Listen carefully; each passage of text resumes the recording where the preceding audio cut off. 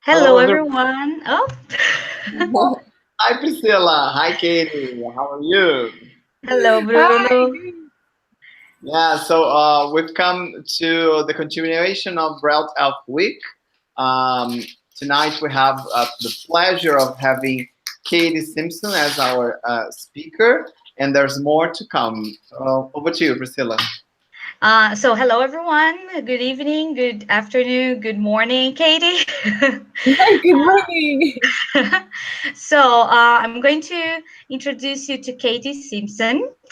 She's an English language teacher, teacher trainee, and materials writer. She was a finalist in the 2017 EL Towns shortlisted for her website, My English Voice. She co-authored the book How to Write Pronunciation Activities, which was published by ELT Teacher to Writer earlier this year. Katie is currently based in Japan, where she teaches at Kyoto Notre Dame University, and she previously worked for the British Council in Thailand and Dubai, and for International House in the UK. So thank you so much for being here with us, Katie. It's a real Thanks, pleasure to Priscilla. have you. And over to you. Okay, thank you very much. Yeah, good morning from Japan. So, shall I start sharing my slides then, Priscilla? Yeah, Yeah? yeah. Okay. Should work. We've tested this. Good work, good work. Yeah, let's get the. How's that? Yeah, Can you see it? perfect. Yes, Okay, great. So thanks for great. coming, everyone. There's been a great lineup of speakers, so I'm really privileged to be joining that list. So we're going to talk about pronunciation specifically today, and English as a lingua franca, and the what, the how, mostly focusing on the how, and a bit about why. So just to recap, what is ELF for anybody who hasn't been watching the other sessions? Barbara Seidelhofer describes ELF as any use of English among speakers of different first languages for whom English is the communicative medium of choice and often the only option. So it's about who is speaking to who, and it's about using it as a common language. And really, it's about the people for me. So these are all people that I teach or friends that I have here in Kobe in Japan. And Yesko, she owns a cafe and she travels to Sri Lanka to buy the tea for her cafe. And she speaks English when she goes to Sri Lanka, although her first language is Japanese.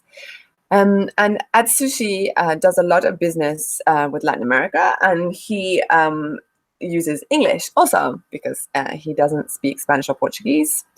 And Arye traveled to India to study Ayurveda. And when she was in India, she also used English, although her first language is also Japanese. So for me, these real people bring ELF to life in my mind. And I became interested first in this topic when I lived in Dubai, because that's a real sort of melting pot of many, many different people from different first language backgrounds and different cultures. And it was when I went to IATEFL and heard a talk by Robin Walker at the conference that I realized that, oh my goodness, I'm really living in a real ELF environment in Dubai. And it seemed like the missing piece of the jigsaw, because I hadn't really heard of ELF at all before that point. And I thought, oh, this is how my students are using English, and I'm not really addressing that need. I wasn't really thinking about how they use English in that way, because in the course books I was using, it didn't mention it, and it was always assumed that they wanted to speak like a native speaker. This probably wasn't helped because I was working for the British Council at that time, and I think that also contributed to that idea. But when I went back to my school after that conference and started trying to look at ways to help those speakers, it really fundamentally changed my teaching, because I felt like then I was actually addressing their real needs in English. And so then I actually did research as part of my master's in related to pronunciation and ELF, and then subsequently set up a blog that I co-author with Laura Patsko called ELF Pron, and that was about sharing those kind of experiments that we did and how to address those needs. But when I moved to Thailand and now in Japan, I found that even though it's not an ELF context in the same way that Dubai is, as in most people in Japan are Japanese and mostly speak Japanese, there are many, many, many ELF users. Most of the people that I teach either are going to use English in the future in that way or are already using English in that way. Perhaps some of them use English in a mixture of ways, speaking to people from America or the UK, but also speaking to people from many different first language backgrounds.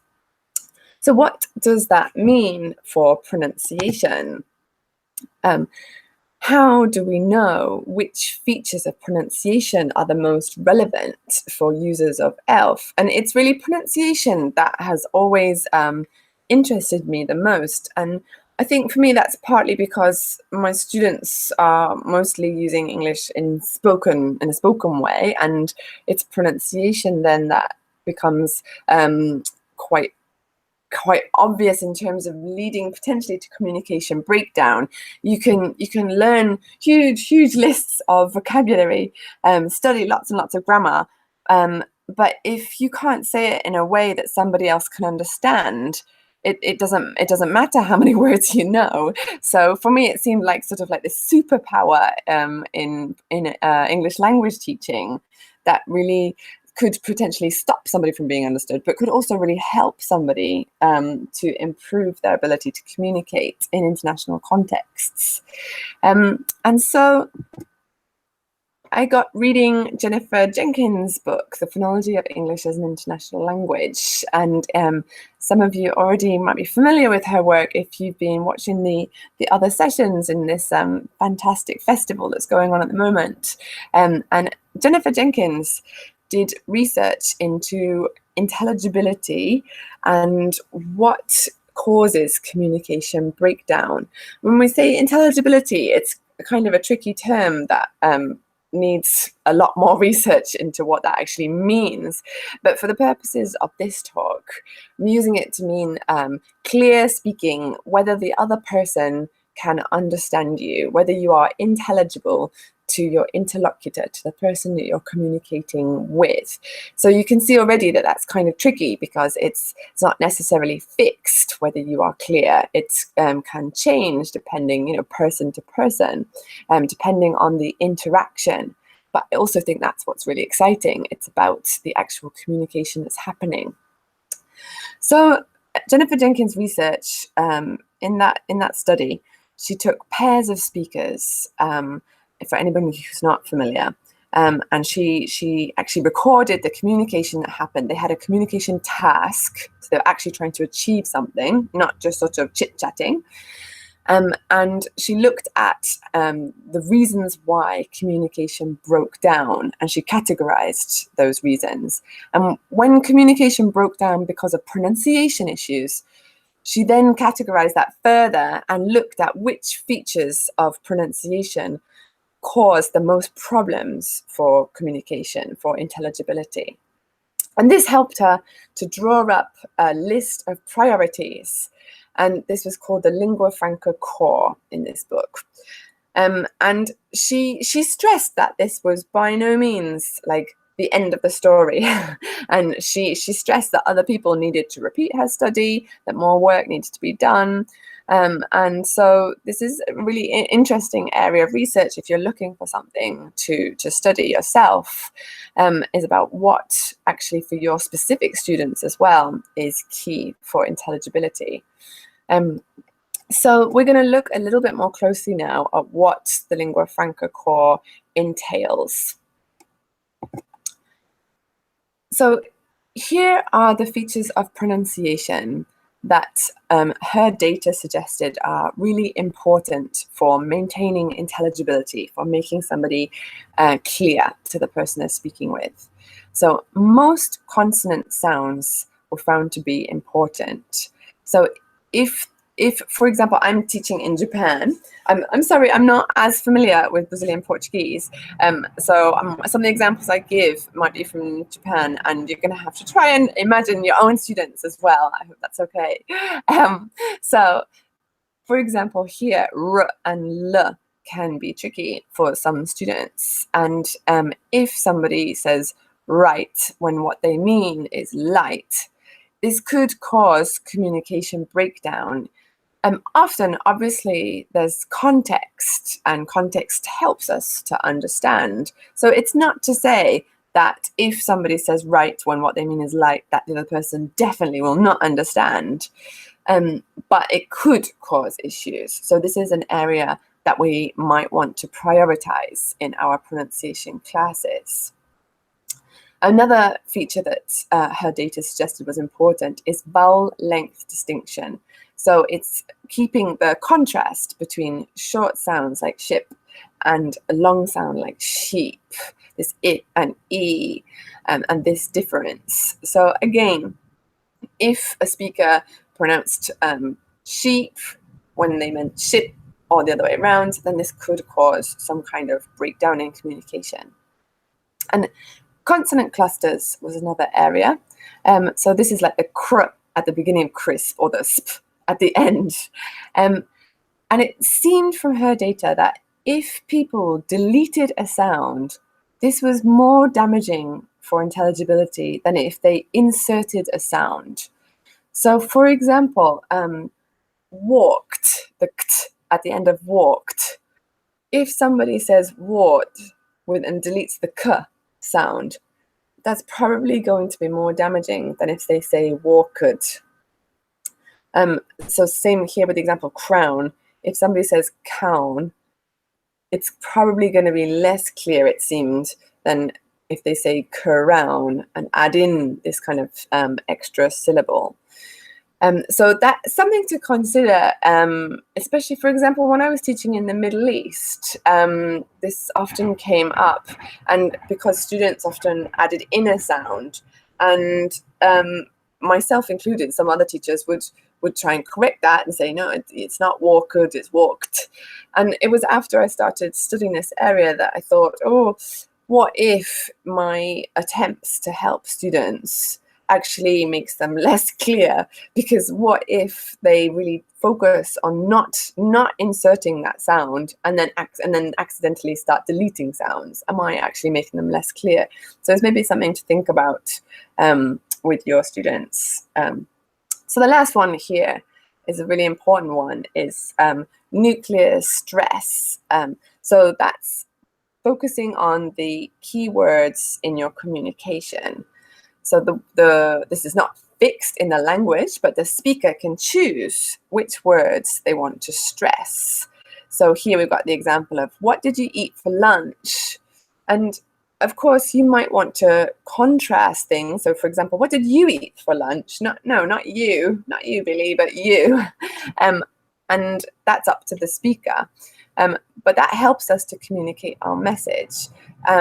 And if students, or if speakers, sorry, are speaking in a very a monotone way, a way that doesn't go up and down, a way that isn't making sounds longer and shorter, a way that doesn't contrast sounds, then it's not helping us as the listener to hear these key words. So just a reminder of how we make stress with our voices. We make these sounds higher and longer and louder. So it's worth considering how your students are making the stressed sounds, because perhaps they are only using one of these tools, and you could maybe help them to be even clearer by focusing them on, for example, making sounds higher. Perhaps they are making them longer but not higher, and it would be even more clear for somebody who's listening if they also made them higher. So for my students here, one of the issues is the length. The length tends to be quite equal because that's how Japanese works more. So that's something that I have to work on a lot with the students here, and actually helping them to understand that it's a speaker choice about what you want to communicate. So there were also things that she found that were obviously not so important for intelligibility. We have this list of priorities here, and we're going to look at those other things now. These are things that maybe are traditionally covered in course books or like school syllabus documents. And it's about considering whether these are so useful for your students or perhaps even damaging for their intelligibility. So what seems to be not so important, according to Jennifer Jenkins' data, is the exact vowel quality, so exactly how vowels sound. Remember, we said that the length is important, so keeping the long and short contrast. But whether you say like bus or bus, this doesn't seem to actually affect intelligibility as long as you're consistent in your speaking. So, for example, I'm from the UK, and in some northern parts of the UK, people would say bus. And if those speakers always say bus and that vowel sound is pronounced oh, and then the person who's listening can kind of switch a switch in their mind and say, okay, so that's different to how I make that sound, but I can hear that that's how it always is. So when I hear that sound, I know that relates or corresponds to how that other sound that I make. Katy? Yeah. Can I ask you just one little thing? Can you click on hide on your, there's a little box with hide? Yeah. Yes, thank you. Oh, Now, thanks. yeah, I'm Yeah. sorry to I interrupt. didn't realize you could see that. Sorry. It's all right. It's all right. Keep going. I'm sorry to interrupt. Better. So we also mentioned about consonant sounds being important for intelligibility. But there's one sound that doesn't seem to be so important, is the and the. So around the world, many people pronounce these in different ways. For example, like fin or and even like z for the. Some places s, for example, or t, like and Irish speakers, for example, number 3 is often like tree. And it seems that this kind of variety, these varieties are not so damaging for intelligibility, according to her data, although it did seem that maybe there was a preference for z or t over s. S seemed to be a bit, maybe a bit trickier to understand for some people. And perhaps you have experience yourself, perhaps you can think about how you say it or about how you've heard people say it, and did this really cause issues? And is it worth the class time spent on this if it's not actually going to stop people understanding your students? And not only is it not going to maybe make any difference, but how demoralizing is it going to be for students if they feel that that's a sound that is almost impossible for them to change? So the last thing on our list here is intonation. And obviously, like we talked about, stress is made by making the sounds higher, longer, and louder. So there is that element of being able to contrast this high and low sound within stress. But here we're talking about those kind of pronunciation boxes you might see in your course book that says that, in order to be polite, you need to say it like this, or this is how the intonation is in this grammar pattern.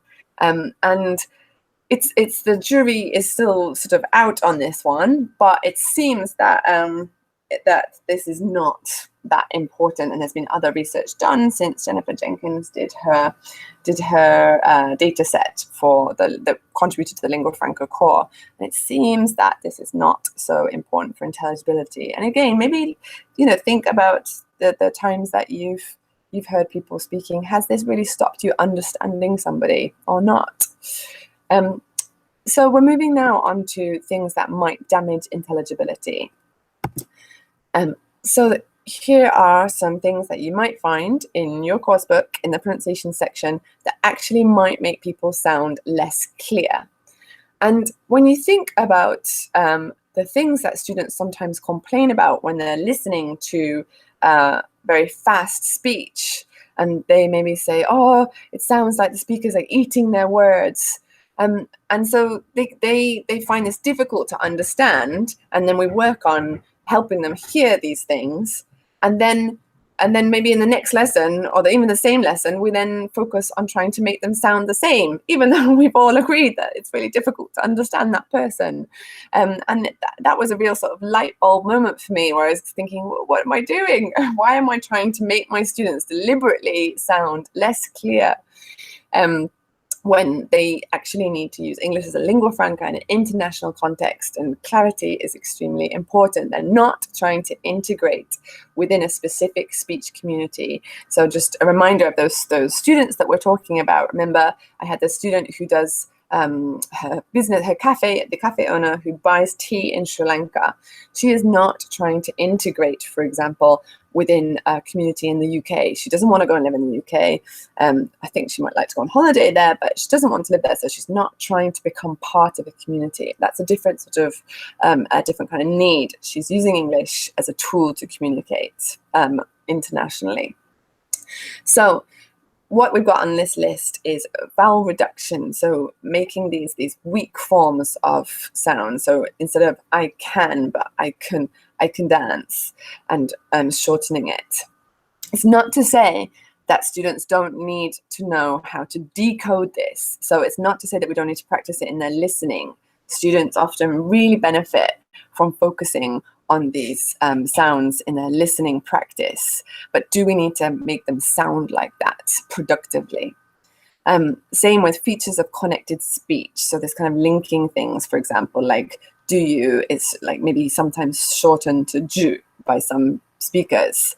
Again, understanding it in listening, really important. But do we need to make our learners speak like that? Is that going to help them speak clearly or not? And Jennifer Jenkins' data suggested possibly not. And the last one, contraction. So do not made shorter to don't. Again, is this going to help somebody speak clearly or not? And yeah, it's about sort of thinking about what is actually necessary rather than just going along with what's in the course book, and thinking about what is necessary productively versus receptively. So maybe you might want to keep some of your activities, but just do them for listening practice, but not actually have students repeat it. Or perhaps they might sort of instinctively repeat things in order to help them hear them, but actually not sort of drilling it as a whole class. So just to recap on the things that are important, we've got the consonant sounds and one vowel sound also. We said that vowel quality wasn't so important, but the vowel sound seemed to be quite important in the data. Keeping those consonant clusters, so not deleting a sound from those. And vowel length, so like the ship, sheep distinction, especially before voiced, unvoiced consonants. So for example, like grade versus great, there's a difference in the vowel length because of the d compared to the t.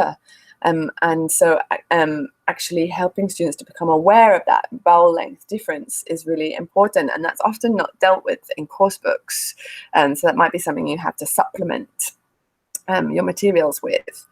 And then the last one, thinking about the nuclear stress. So the what are we going to eat for lunch, and really stressing that important word that you want to communicate. So once you have an idea of these priorities that are the general priorities for everybody, then you need to perhaps think about your individual learners. And this is a grid that was designed by my friend and colleague Laura Patsko, who I co-authored the ELF Prom website with. She wrote this, she designed this for her master's dissertation and actually won an award because she looked at different first language backgrounds and then sort of filtered them against the lingua franca core to see which areas were common between different speakers, because she was teaching classes where people had many different first language backgrounds. So she was trying to find priorities that would match the most people in those classes. So that's a resource that you can find on our website, elfpron.wordpress.com. You can download that. But if you're listening somewhere in the world where your the first language background is not included on that, you can just read a book, for example, Learner English, if you're not familiar with your speaker's first language, to see which pronunciation features are commonly considered to be tricky for those speakers, and then compare it to the lingua franca core. And once you've done that, then you can maybe start designing your syllabus. This was something that I did in Dubai when we were using New Cutting Edge. And I looked at all the pronunciation sections in the book and then decided whether to include those sections productively. So for speaking, so you can see, for example, I put stress in questions. I would want those students to practice saying that. And then some things like maybe include productively. So word stress, for example, like which syllable of the word to stress. Jennifer Jenkins' data, she suggested in the lingua franca core that that wasn't so important. But other people have pointed out that you can't really know what to stress. If you're saying that tonic stress, that nuclear stress is important, you have to know which syllable to stress. Otherwise, what do you stress? So I put that in as a productive thing. And then the ed endings I put as maybe for past simple verbs because of the thing I mentioned about consonant clusters. So, and then maybe include receptively, so for listening. So there are things in this course book, for example, like the schwa sound, this sound, that is like reduced or weak, and getting students to actively try to say that I felt was not going to be beneficial because that could make them less clear. And so, but I think it was important for their listening skills. Obviously, when we're focusing on stress, there's going to be an element of unstress in order to contrast, in order to make that stress sound. There's going to be some weaker sounds. But I really feel that it's quite counterintuitive anyway to start working on unstress as the focus point. Because I think if students are focusing on which words to stress, they're going to naturally make the other words less stressed by comparison. And for me, I feel that's much more valuable use of time than trying to actively focus on making these weak sounds, because I think it can often obscure the speaking, and also it's quite hard to focus on not doing something, on not stressing something. So for me, that went in the receptive column. So this is something that you could do, is look at your course book and think about what is necessary for your students. Of course, some of your students, these things, even though perhaps they all share the same first language, for some students, the sounds that you've chosen, features you've chosen, might not be problematic for them, but it might be problematic for some other students in the class. And so that's where you need to do kind of needs analysis, like diagnosing their needs. And one way you could do that is like a student-to-student dictation, for example. And there's a really nice video on the Elf from WordPress blog of Laura actually doing that with her students, getting them to say things to each other and then write down what they heard. And so then they can actually see what it is that people didn't understand in their speaking, which gives you an idea of which areas you need to work on. But you might just have an idea anyway from listening to your students in class. So it's just about being switched on to the idea of what might be necessary for them in terms of being familiar with the lingua franca core, and then listening for those things in the class. So let's move on then to the how. How can we help learners in our class? So if we have an idea of what it is that we're aiming for in order to speak clearly, how can we do this?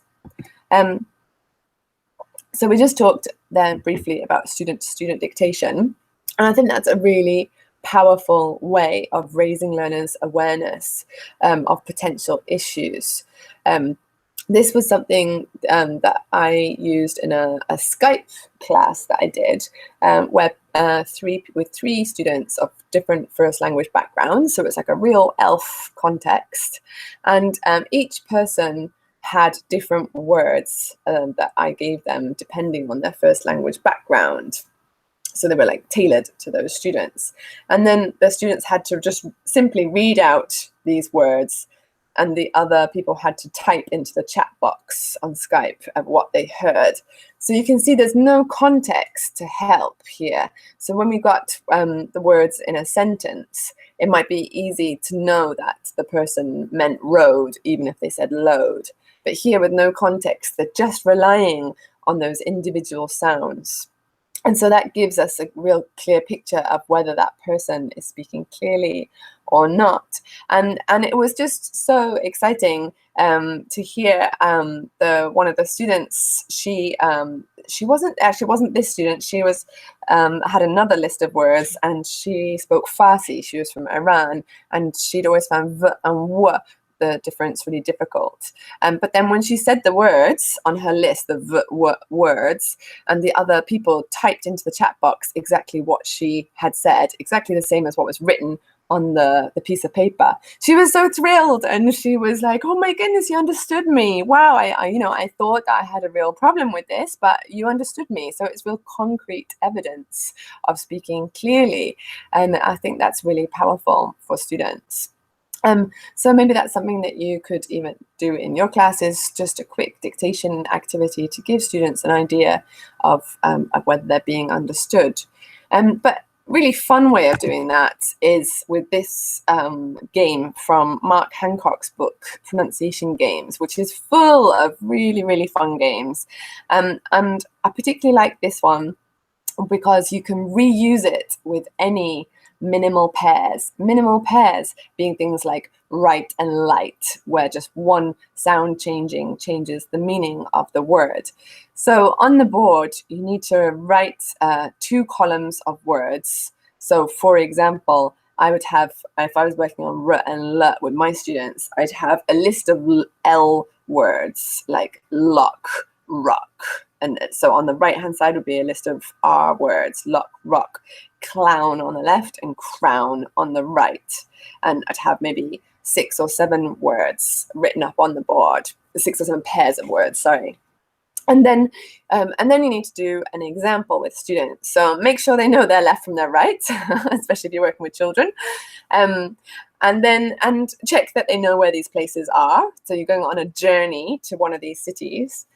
And students need to start at number 1. So they need to listen to you and follow with their finger, turning left or right, depending which column on the board you're speaking from. So if you're speaking from the left-hand column, they turn left. So for example, on my whiteboard is clown on the left. So if I say clown at number 1, they're going to go left. It's kind of hard to do here without dual board. But if you imagine L is for left and R is for right. So if I say clown, rock, right, clean, you're going to end up hopefully at Cape Town. So because you should be following left, right, left, right, left, right. So you need to say, where am I? And students will say, oh, Cape Town, or they'll say, oh, say it again. So try to keep a record yourself of which way you turned so that you can repeat it. And then you can get students to do this activity themselves in pairs. And so they're dictating to their partner. So there's again, real evidence about whether they've said those sounds clearly. And I like this because then obviously you can change the sound that you're working on. So then another day you could even work on the vowel sounds, the length of the, for example, ship versus sheep, with the same piece of paper. And if students know how to play the game, you can just say, okay, take out your pronunciation games paper, and you've got 5 minutes, and just go with your partner, put the words up on the board, and they just do it together. And I've adapted this to do with kids by making it a little bit simpler, and I use like Mr. Men and Little Miss books, and then made it a bit more colourful and made it a bit simpler because it's cognitively a bit challenging. So I'm taking out a couple of steps. Another thing that you could do is actually just getting students to think about their own speaking. This was something that I did with some teenagers in Thailand who were going on a trip to Indonesia.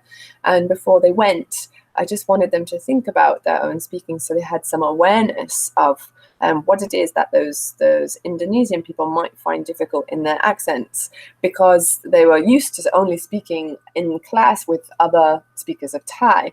So for them, their speaking was very clear to each other, but they hadn't really had any experience of other people hearing them. And so it was about making them aware of what people might find difficult. And then if it was a case of, oh, actually, v is really difficult for me, I can't say that in a way that somebody might, that somebody would understand, then if they're aware, then at least they can maybe know that if somebody hasn't understood a sentence they've said, they can think, oh, well, maybe it's the word beginning with v that they didn't understand, and then they can sort of reformulate what they said, or even like avoid that word altogether if it's if they know that that's going to be problematic. So it enables them to kind of tap into these other communication strategies. That is something that's important to work on. So working on how to say things another way. So something else that I'd like to touch on is obviously for students listening, if they are going to be successful ELF users, they need to be able to understand a range of different accents. And often course books use a lot of like American accents or British accents, and we maybe need to use other resources to expose learners to a wider range than you might find in published materials. So this was a family fun day that we had in Thailand, and the children had to go around and collect stamps in their passport by doing an activity at each different country, which were the ASEAN countries like Myanmar and Philippines. And when they did a little game or a craft at each table, and they listened to a little clip of a speaker from a different place around the world, and just did a little activity, like just a tick box one here. And it was really just about helping them to become aware that, that there are speakers all around the world, just like them, other children who are using English. And I think that that's really important for them to see that, hear that, even if obviously just one activity like that is not going to make them suddenly able to understand unfamiliar accents. It takes more exposure than that, but at least it starts to raise that awareness of how English is used. And so it's the other thing that learners need that maybe is not provided in the course books is suitable role models. So that means, for example, with my learners, having proficient speakers of English who are Japanese, who can be realistic and motivational role models. And so, for example, at the university where I'm working at the moment, I'm doing a few social programs, and one of the things we're doing is an aromatherapy workshop with my friend who is an aromatherapist, and she is Japanese and speaks high level of English. And I really want my students to interact with her and to see that that they too can speak English like her. And another person that we used in class was a Japanese stand-up comedian who does stand-up comedy in the UK, but she's from Japan. Japanese is her first language, and I think that was also a real eye-opening moment for some of my students. So another good resource for activities focusing on pronunciation is Robin Walker's book called Teaching the Pronunciation of English as a Lingua Franca. And it's got some really practical activities. For example, this one, where you focus on one particular feature, for example, consonant clusters, word initials, so ones at the start. So, for example, the cr in crisp. And so you work with the transcript, the audio script after a listening activity, and get students to find examples of these types of clusters. And then he's got a CD with his book, which is really useful. But you can listen to different people saying the same thing, the same passage, and then compare how they sound. And students can compare the different speakers to each other, but also compare it to their own speaking. And then the last part, deciding who's clearest for them, and using it as a model. This is obviously something that needs to be handled sensitively. Obviously, someone's accent is real part of their identity. And so we don't want to sort of feel that we're necessarily judging people but just becoming aware and contrasting and comparing, and also making sure that students realize that one person being clear is them being clear to you. Maybe what you find clear is not clear for somebody else. It's obviously massively dependent on your familiarity with an accent. When I moved to the real north of the UK, to Newcastle, I was really unfamiliar with that accent at that time. So when I moved there, it was quite difficult for me to understand people at first. But of course, after a few years of living there, it seemed completely normal to me, to the extent that it wasn't even an accent. It was only considered an accent when you hear it somewhere else. So it's really depends on your familiarity, and raising students' awareness of that, I think, is quite important when we're starting to talk about other people's pronunciation. And perhaps you can make them aware of like the different kind of accents that there are in their own country and maybe their own first language, and think about their own familiarity with different accents. Again, this is something from my own website, My English Voice, and it's just about thinking about the words that we use. So here, I've really tried to focus on saying, like, are French accents new or difficult for you? As in, like, if they're new for you, then maybe they might be harder for you to understand. And just using the words like notice the difference between your accent and Caroline's accent. So moving away from kind of judging or saying like she is objectively clear or unclear, but just noticing differences. So I think the language we use related to pronunciation is important. And I think that especially avoiding words like, oh, we say it like this, especially if English is your first language, I think giving students a sense of ownership of the language means that we need to avoid saying things like, oh, we say it like this, because who is we? When English is used as a lingua franca, it doesn't belong to any one group of people. Again, avoiding sort of evaluative words like good and bad pronunciation, but moving towards like clear, focusing on what is clear or not clear. I think that's more helpful, more motivating. So if you're looking for some resources for speakers of different first language backgrounds, this website is really good, the LO one. There's lots of different recordings on there. The IDEA website also has lots of audio that you can access. And the Speech Accent Archive. And obviously my own website, quick plug, is myenglishvoice.com, has lessons that you can download too.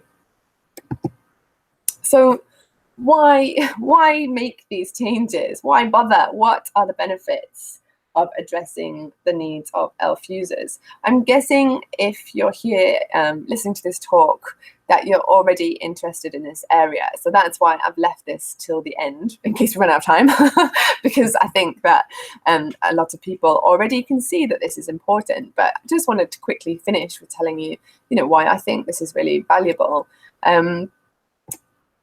This is a quote that I love from Robin Walker's book that I mentioned earlier. It says, teaching pronunciation for ELF is primarily about rethinking goals and redefining error, as opposed to modifying classroom practice.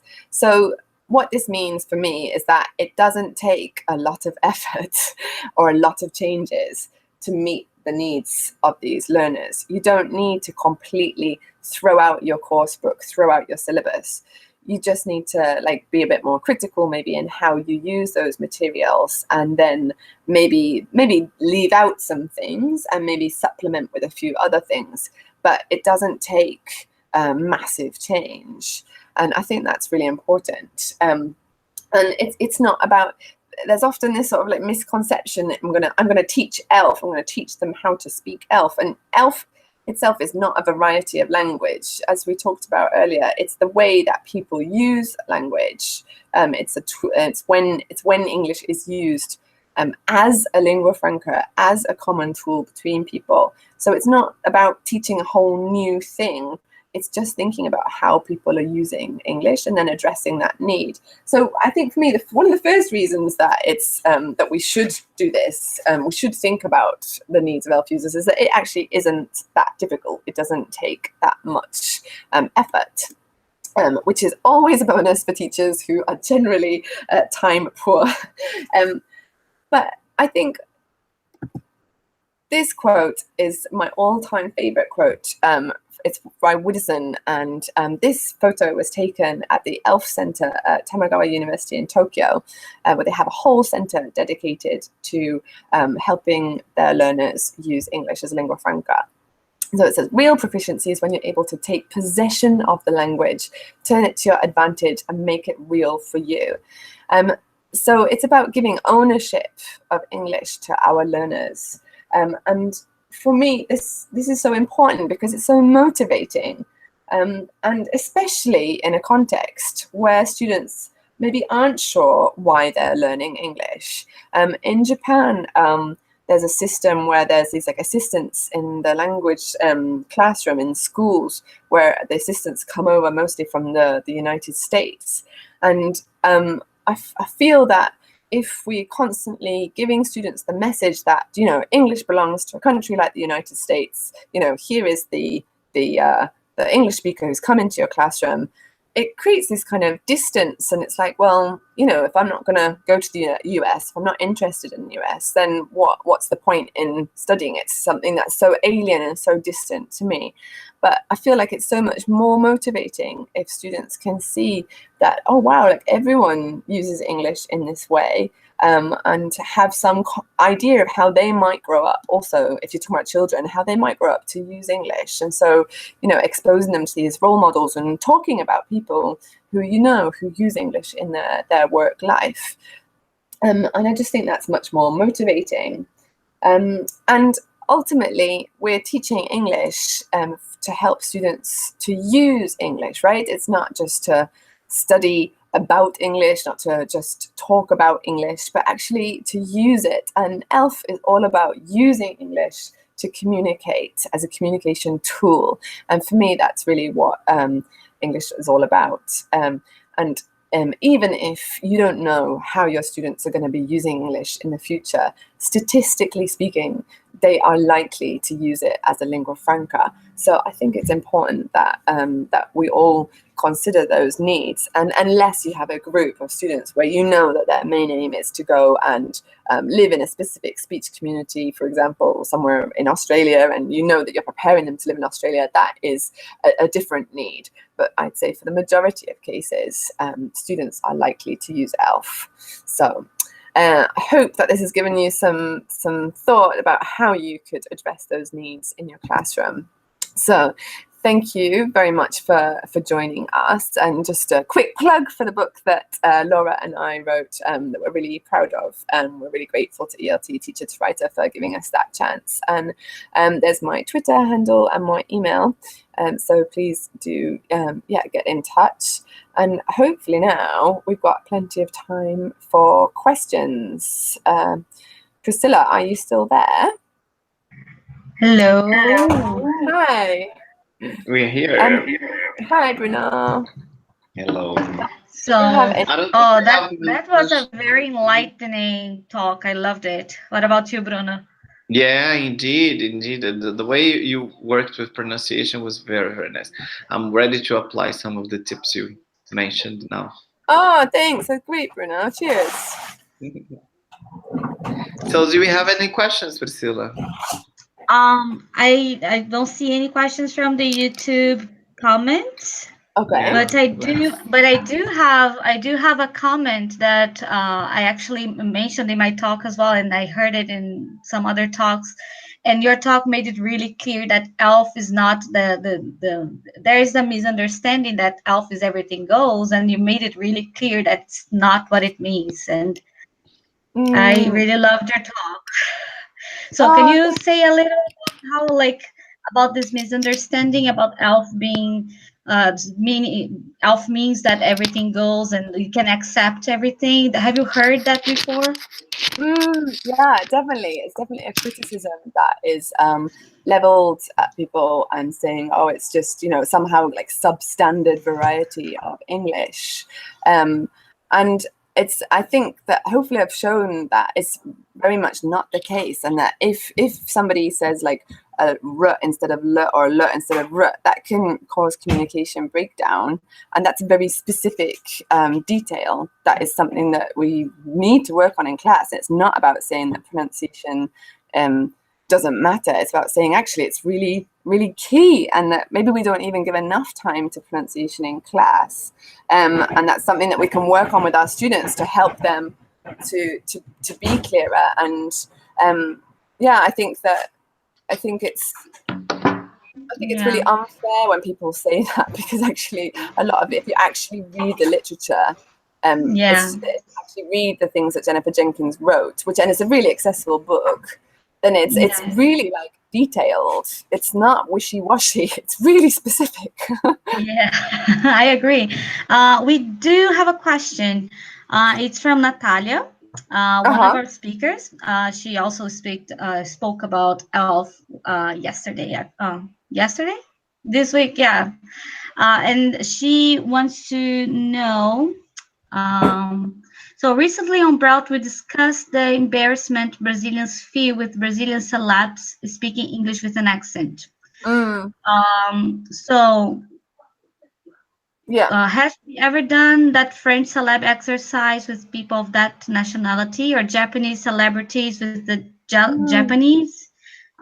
So did you get that kind of reaction of using Japanese celebrities or other celebrities, like how they feel embarrassed about how celebrities speak English?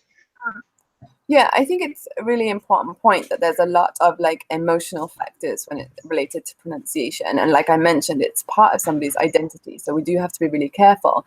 But people do often say, oh, I often get from students, oh, I want to sound like you. And I sort of try to unpack that and ask them, well, what do you actually mean by that? Like, do you even know like what my accent is, and why, and try and speak to them about it, and trying to get across the idea that everyone has an accent.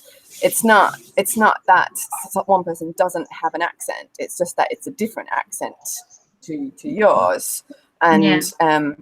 And so this idea that somehow accent equals negative accent is just a fact. So you can't, and if you look on YouTube, you can type in like accent reduction, and it's just the most ridiculous phrase, and it's so offensive really to me. You can sound more like somebody else, but you can't just not have an accent. Everybody has an accent. So that's, I think it's important to raise students' awareness of that, because maybe they just haven't thought about that. That everybody has an accent. But yeah, in terms of using role models, I think that's a really useful way of showing students, like, look, these people are super successful and are giving interviews, in English, and people understand them. And yeah, let's be proud, and be proud to be a Japanese speaker of English. Why would you want to be something that you're not? Like, it's part of who we are. But that said, accent discrimination is real. People are discriminated against, and this is something that we know from within the English language teaching industry itself. We know that people are discriminated against, and so I think those concerns we do have to take seriously. And if a student insists, that even though then they don't actually have a need to go and live in the UK, but they have a preference to speak with a British accent, then I guess that's their choice. That's their choice, and it's about giving students options rather than just assuming their goal, which I think up to now has been more the case. People have just assumed that everybody wants to sound American or British, and without actually asking. And although I think it will take a long time to make the change that needs to happen, where that people are no longer feeling like that, I think there are steps happening, and this this wonderful event that you're putting on is part of that. And I do quite a bit of work with publishers, and it's quite frustrating that often I'll sort of try and put forward the case for using more range of speakers in the listening materials. And one of the issues is that they say they can't get the voice actors easily. But another thing they say is, oh, the market demands that we put in, these so-called native speaker accents. But it's kind of circular, right? Because the market, in terms of like the students and the teachers who are using these coursebook products, they're going to only ask for what they see, what they know. And if you keep putting these so-called native speakers in the course books, of course they're going to get the idea that that's the kind of correct way to speak, because you keep telling them that. So then of course that's what they're going to demand. But so it's about trying to break that cycle, and that's why I set up my website, because it's like that's I felt that there was a lack of resources there. And so if we can kind of try and use different speakers, different accents in our classroom, I hope that in the long run, in the long term, that will make a difference. But I do think that it will take time. Yeah, So, I totally agree. No, I totally agree. I completely agree with you. We have some other questions. So Andrea, she is making a question with a comment that of something you just mentioned. She has had students asking for a specific accent, for example, American or British. But the funny thing is that what happened is when she taught the first language, and now teaching English, which is my second language. How would you deal with that? So let me just try to make the question another way, because she says it like so the thing that I is now. How would you deal with how would you deal with students asking for a specific accent? Yeah, so I have that problem too, right? Because a lot of students in Japan want to sound American. I'm British, so yeah, I totally hear you. I would say, first thing I would say is that I don't know about you, but I don't have like a lot of time for pronunciation in my classes.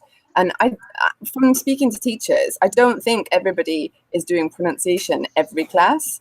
And so this is really about thinking about priorities. And so for a lot of students, focusing on those key pronunciation features that are key for intelligibility within the Lingua Franca core is maybe even going to take up all the time you've got for pronunciation anyway. And so you might as well start with those things that are going to make somebody clearer and are also maybe features of the accent that they desire, and then see what you've got time for. And Robin Walker does address this in his book as well, so I would recommend that resource. But then obviously using in the same way that like I would use proficient Japanese speakers as role models, using what's on YouTube, using the videos kind of materials that you can get your hands on. I think that's fine to point students to those resources. So I would just say that I think that I don't know, but the way the question was framed, I wonder if it sort of makes some people feel less confident about teaching pronunciation if English is already their own second language, and they feel somehow like this deference perhaps towards like these so-called native speaker accents. But just to remind people that like not all native speakers sound the same, not all Americans sound the same, not all British people sound the same. And I had a student in fact come up to me yesterday and say, I'm going to study in Leeds, which is in the north, in Yorkshire in the UK. Can I come and speak to you about pronunciation? And of course I was so happy because I love teaching pronunciation. I was like, yes, I'd love to speak to you about this. But you do realize I'm not from Yorkshire, and I don't have that accent, but I can find some things for you, and I can help you to raise your awareness of the features of that pronunciation. But I don't have that accent. And so, and that was literally an honest example from yesterday. Yeah, no, it makes total sense, because when students expect us Brazilian teachers to teach an American or British accent, it's really, for me, it's really hard, because I don't know how I would teach an American accent. I don't know. We have one last question. Sure. How do you help your students move from that idea of like wanting this this idealized native accent to and move to from this idea of their accent being wrong and wanting a native accent instead? Yeah, it's a great question, and I will answer honestly and say that sometimes those opinions are so deeply, deeply embedded. It is really hard to move away from that. I think all you can do is try to raise learners' awareness by actually, for example, showing them statistics of like how many Indian speakers there are in the world, and so actually raising their awareness of how English is spoken with numbers, with showing them people, and asking them questions, not just sort of telling them things, but asking them like how who do you speak English with? Who do you think you're going to speak English with? Who do you know who uses English in their job?